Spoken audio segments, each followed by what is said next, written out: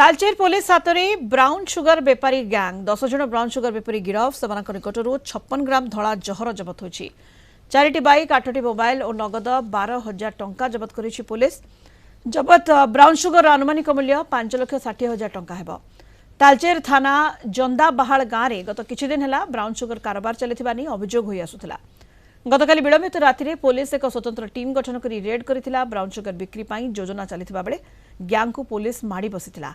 गिरफ अभियुक्तों मध्य 7 जन तालचेर थाना अंचल होइथिबा बेले अन्य 3 जन कोलियारी थाना अंचल बोली जणा पड़िछि।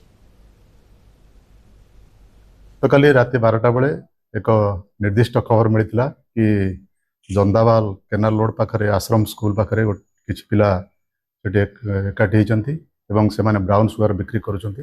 ये खबर पाई आम तुरंत गोटे टीम गठन करथिलु एवं सेमानकु घेराव कराइथिले। सेमाने दौड़ी खसी पळाया बेले सेमानकु 10 जन को सेमानकु गिरफ्त करा जायछि।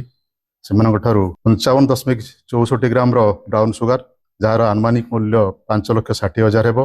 8 गोटी मोबाइल फोन 12,000 टंका एवं 4टी बाइक जबत करा जायछि। विगत